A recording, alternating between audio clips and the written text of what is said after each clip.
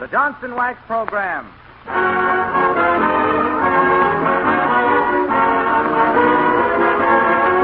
The makers of Johnson's Wax and Johnson's Self-Polishing Glow Coat present Fibber McGee and Company, with Jim Jordan as Fibber, Donald Novis, the Four Notes, and Billy Mills Orchestra. The show opens with There's a New Sun in the Sky.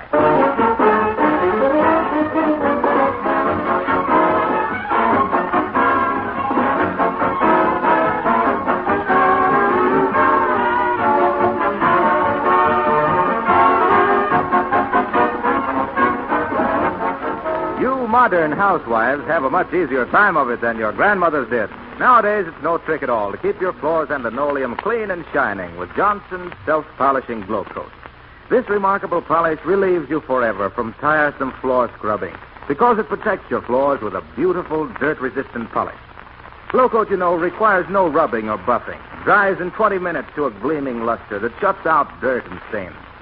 Millions of women can testify that their housework is easier and their floors more attractive since they learned about Johnson's Self-Polishing Glow Coat.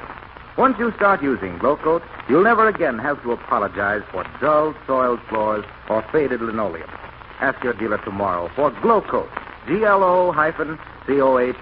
Johnson's Self-Polishing Glow Coat. You're assured of complete satisfaction if you insist on the real thing.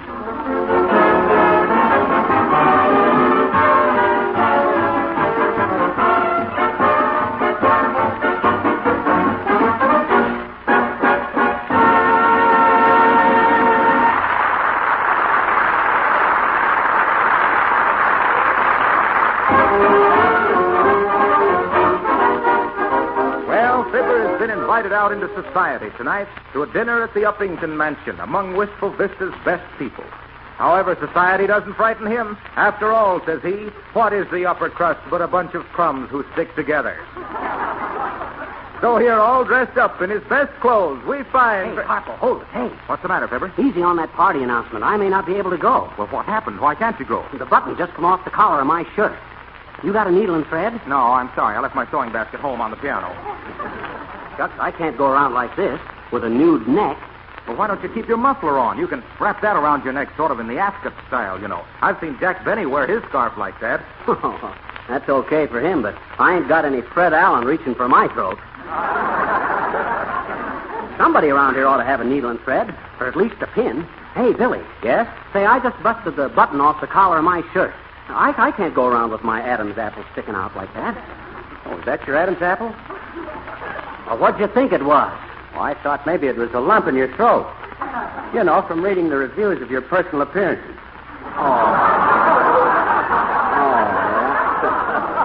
Well, they don't bother me, Mr. Mills.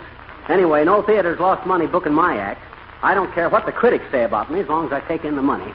You're the third person I know who said that. Who's the other two? Jesse James and John Dillinger. Why, they were public enemies. Yeah. Now that you've given me the needle, you never mind the thread, Billy. You got a magnifying glass, Mills? No, what do you want a magnifying glass for? I want to go over your contract again more carefully. Dad Braddock, ain't anybody got a needle and thread? Hey, Don. What's the matter, Fibber? Listen, Don. Hey, there's a button off your shirt. Well, thanks, Don. At least there's one guy in this outfit that notices things. You got a safety pin, Don? Yes, but I can't spare it. Why not? Haven't you heard? What? I know. Heard what? Here, let me whisper. No. When? Early this summer. So you see, we'll need all the safety pins we have.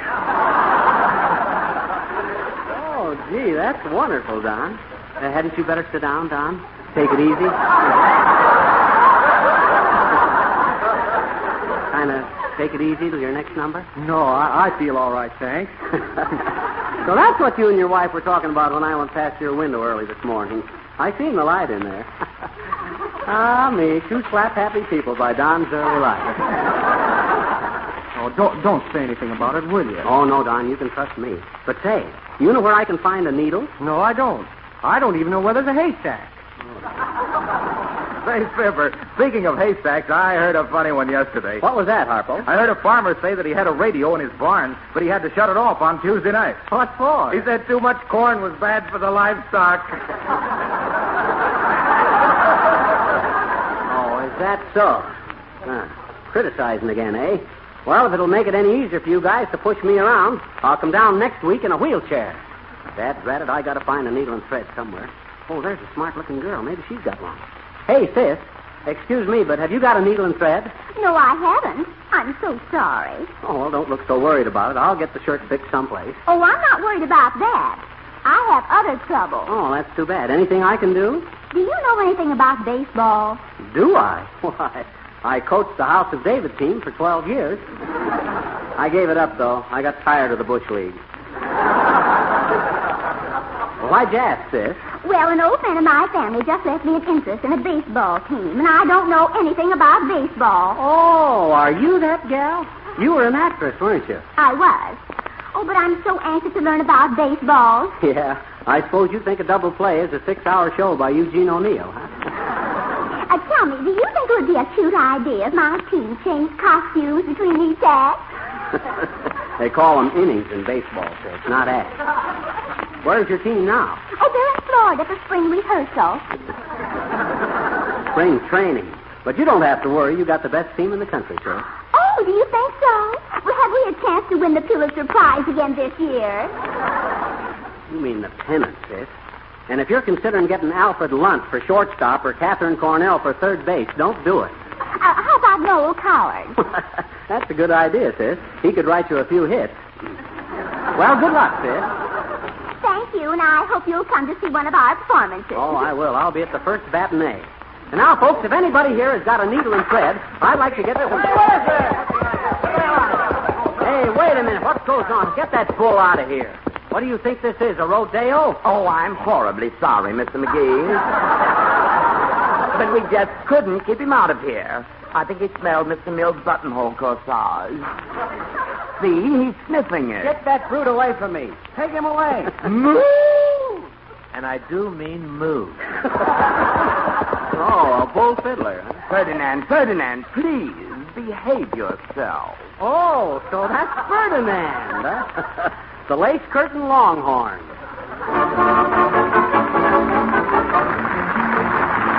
Oh, there was just a bull, a magnificent bull, in a pasture near old Barcelona.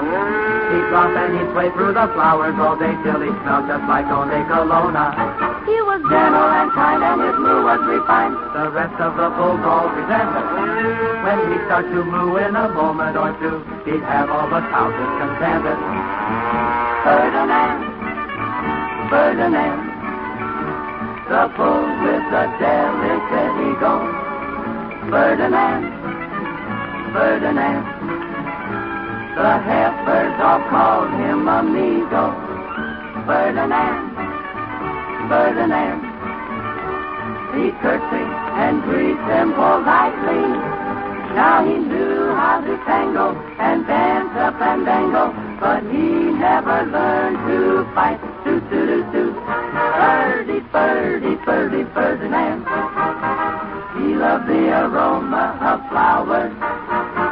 Birdie, Ferdinand. He smelled them for hours and hours, and all those female hands from high up in the sand would toss a few posies politely. Each night poor Ferdy would give them the birdie, 'cause Ferdinand would never learn to fly.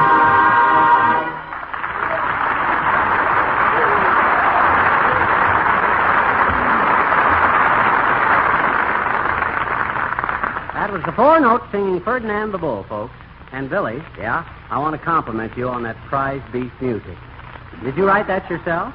No, for those bull numbers, I used stock arrangements. Got your shirt fixed yet? No, I ain't. I got to get it fixed someplace. Hello there, Johnny. How you fixed for Valentine's? A little early to be selling Valentine's, old-timer, ain't it? Hey, I says, drop in about the 10th of the month with your Valentine's. I'll tell my secretary I'm expecting a heart attack. that's pretty good, Johnny, but that ain't the way I heard it. The way I heard it, one fella says to the other fella, see, he says, I see where Kaiser Wilhelm will be an octogenarian next Friday. Octogenarian, eh, says t'other fella. Well, any man as old as he is hadn't ought to eat meat anyway. He sure has been leading a quiet life, Johnny. Been in Holland 20 years, and nothing's turned up but the ends of his mustache. That old buzzard horning in here like that. Oh, still, he might be worth cultivating if we could get enough dirt on him. Hey, Harpo. Yes? You got a shirt I can borrow? I can't go around with my collar open like this all the time. What size shirt do you wear? 14. No, I didn't mean the cuff. I meant the neck. That's it, 14. I'm sorry. I wear 17 and a half. 17 and a half. Wow. That ain't a shirt. That's a step-in. What sleeve length? Which sleeve? Well, are they different? Oh, sure. My right arm is developed more than the left. Oh, is that so? Sure. You see, I use my right arm to knock on doors with. And when the lady of the house comes to the door, I say, Madam, do you know about Johnson's Glow Coat, the easy-to-use floor polish that shines as it dries? And she says, do you mean the Johnson's Glow Coat that requires no rubbing or buffing? Oh, that's wonderful. And what do you say? And I say, yes, madam, we are both talking about the same wonderful product that saves you housewives so much time and effort. And she says, to say nothing of saving up to a third on the large-size can. Isn't that marvelous? And then? And then we smile at each other, and I go to the next door. Oh, that's swell. But what's that got to do with your one shirt sleeve being longer than the other? Well, personally, I always put it down to the long arm of coincidence. Oh, dear. Okay, Harpo, is there a men's furnishing store near here? Sure, 4 blocks south. But say, is the shirt you have on the only one you own? Now, that's a fine question to ask me with everybody listening. Of course it ain't the only shirt I own. The other one's in the laundry. Hey, that's an idea. I'll run down to the laundry and see if I can find it. Oh, Mr. McGee, now what is this I heard about you not coming to my party tonight? Just because you lost a button off your shirt? Tis true, Uppy. Tis sad, but true. Oh, but Miss McGee, you must come. Oh, really, it will do so much for you socially. Why, I've invited the cream of society. Oh, is that so? Well, watch them curdle when they see me with my shirt collar. Oh, but I've even arranged for you to take Mrs. Morganwell's Sterling game into dinner. No. Yes. The Mrs. Morganwell's Sterling game. Well. Yes, she's very social. One of the FSBs, you know. FSB? Yes, one of the first families of Virginia. Oh, is that so? I'm a FFP myself. FFP? Yeah, fugitive from Peoria.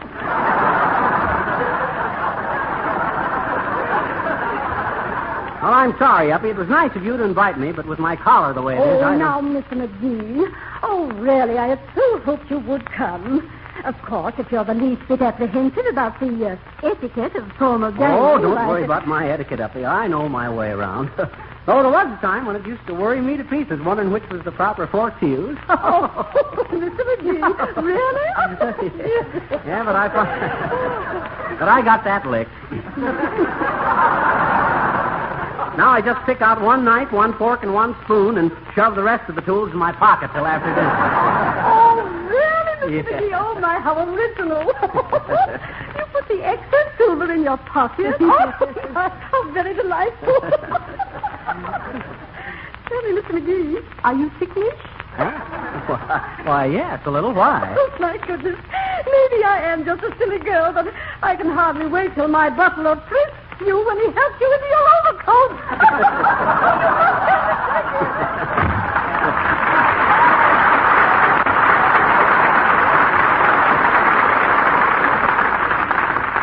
Great gal, Uppy, but I'm afraid she left finishing school before she was quite finished. Now, let's see. Oh, yeah. Hey, Harpo, wait here for me. I'm going over to the laundry and get my other shirt. Uh-oh. Say, look at the old man walking by in the white gown and the long beard, carrying the big sigh.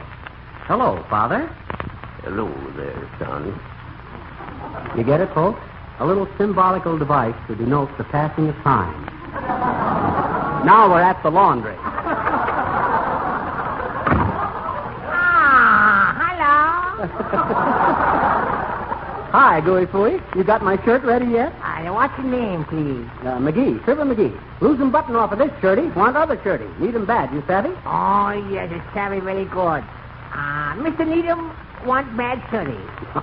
I ain't Mr. Needham, I'm Mr. McGee. And I don't want a bad shirt, I want my shirt bad. I mean good. I want my shirt. You talking too much.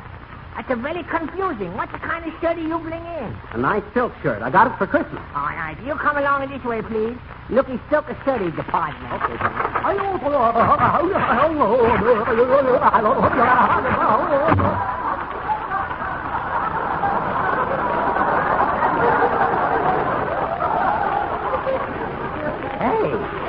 Hey, that was my shirt he was tearing out. That's very sorry. You don't get the shirty back. Make the silliest mistake of bring Japanese silk to Chinese laundry.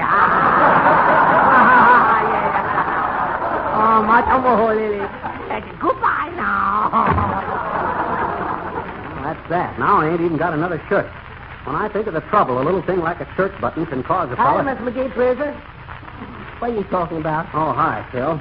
There's a button off of my shirt collar, and I can't seem to get one sewed on. You know where I can buy a shirt around here, Phil? Yes, sir. There's a real risky men's store down the street, please. Oh, thanks, Phil. Where was you going? I'm going down to the museum. Oh. Yeah, I'm working down there. Oh, well, that ought to be both amusing and instructive. What do you do, Phil? Well, I carry bones from one room to the other, please. Mm-hmm. They're building a skeleton of a dining car or something.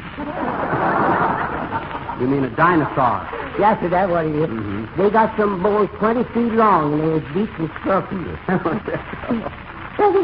This is the first time I ever did roll the bones for regular salary.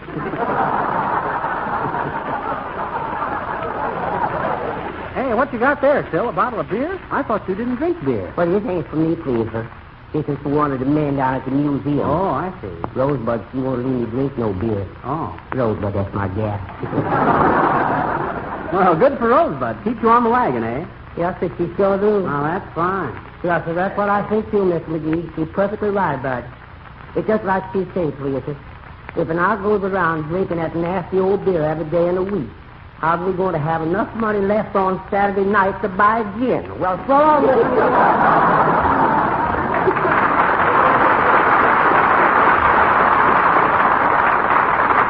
Okay, Phil. Let's see. Oh, yes, the haberdashery. I hope they got a shirt that'll fit me.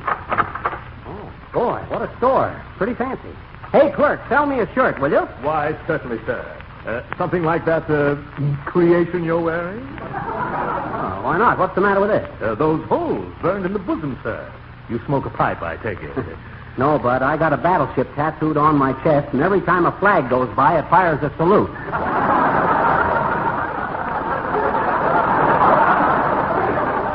Really, sir? The recoil must be terrific. By the way, sir, when you've selected a shirt, may I show you something nice in a bathing suit? Oh, certainly. A friend of yours? Yes.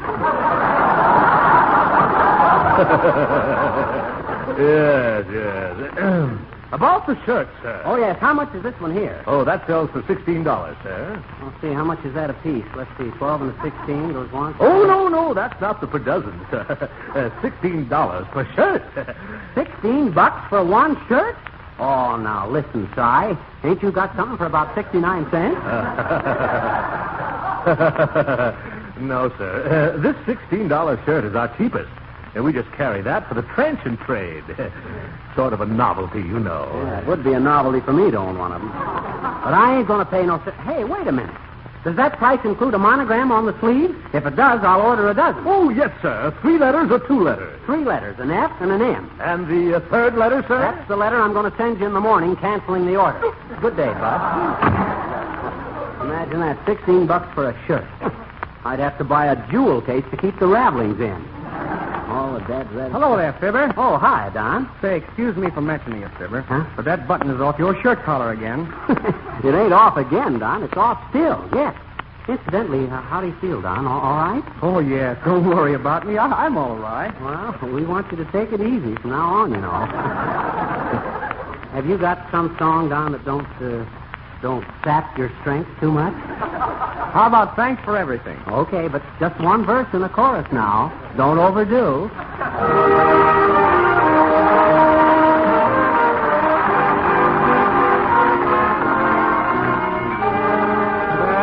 nothing in the world I wouldn't do to be worthy of you. For any time that I am ever blue, you come smiling through. You're my sunny day, you're my only inspiration. Here's all that I can say to show you my appreciation.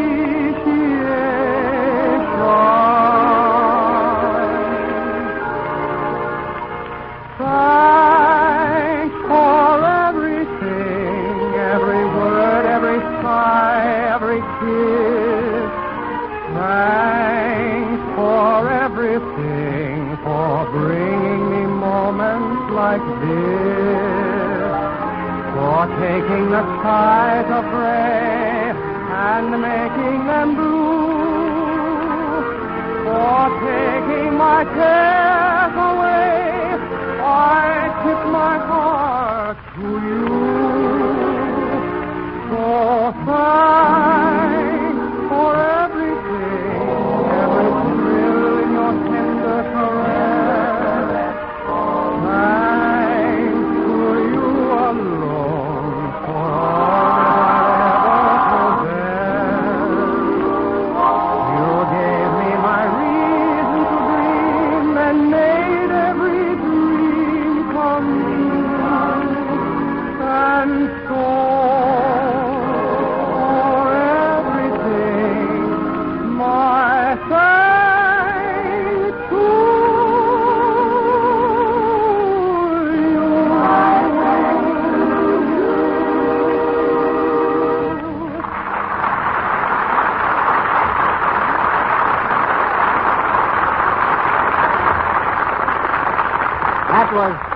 That was Thanks for Everything, beautifully sung by Donald Novus, with what I consider more than adequate accompaniment by Billy Mills Orchestra.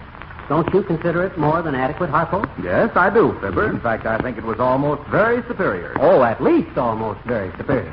Well, I would put near say it was... I hope that's somebody with an extra shirt. Come in.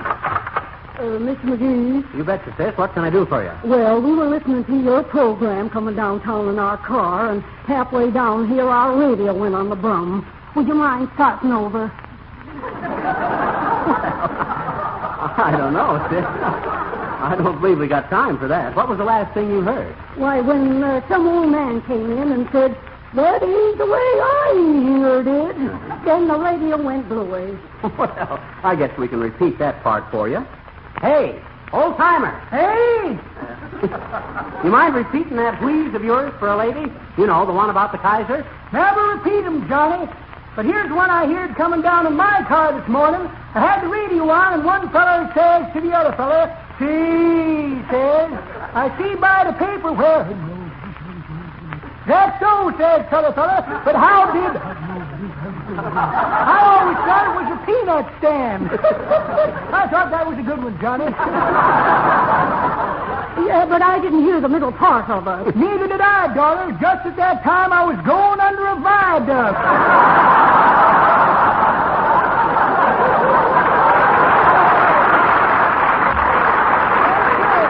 But you should have heard him laughing. Well, for goodness sake.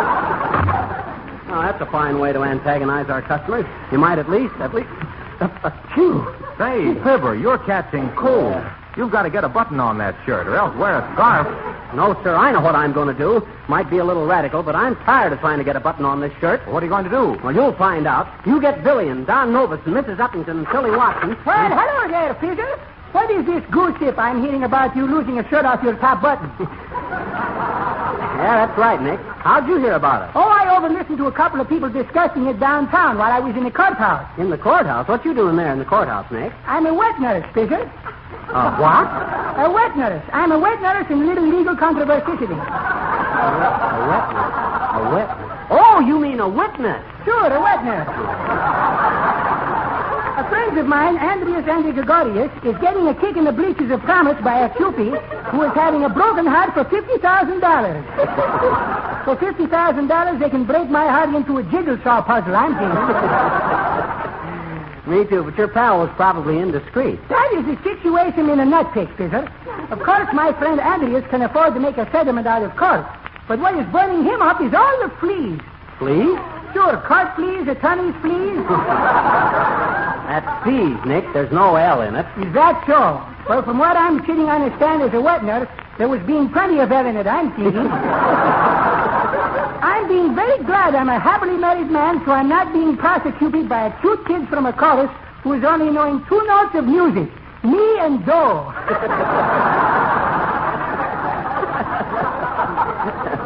Well, that'll probably teach that guy a lesson anyway, huh? Fizzle, you said it with a mouthful that time. As I'm saying to my friend Andreas, I'm saying, when you are telling a female, I love you, that's awfully duckly. But the minute the man is writing your same thing in a letter, the mail is in the bag. So long.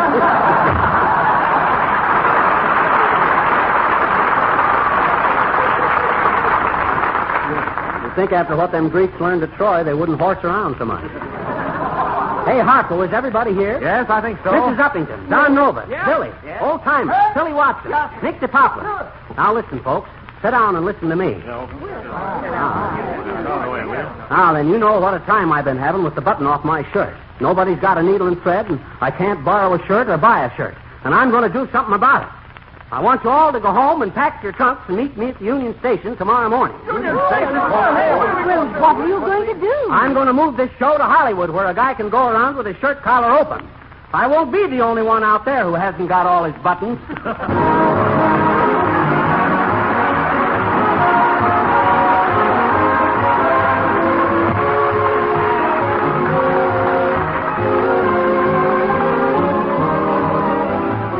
We'll be back in just a moment. But right now, I'd like to say that no matter what type home you live in, a tiny apartment, a beautiful mansion, or a small cottage, your floors will be much easier to care for, much cleaner, and more sanitary if they're protected with Johnson's self-polishing glow coat. Dust and dirt simply can't stick to the beautiful polished surface.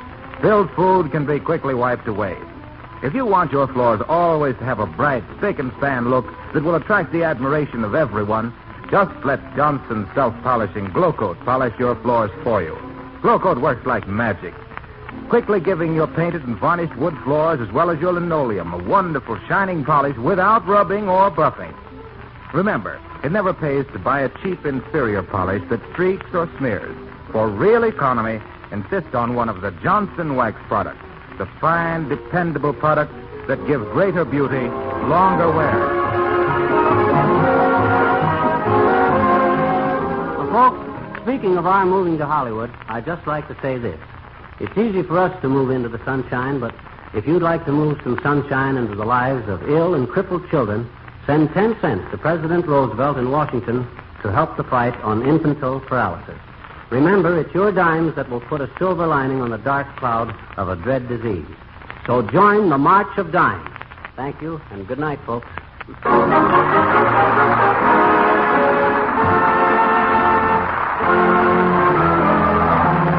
This is Harlow Wilcox speaking for the makers of Johnson's Wax and Johnson's Self-Polishing Glow Coat, Racine, Wisconsin, inviting you all to be with us again next Tuesday night. Good night.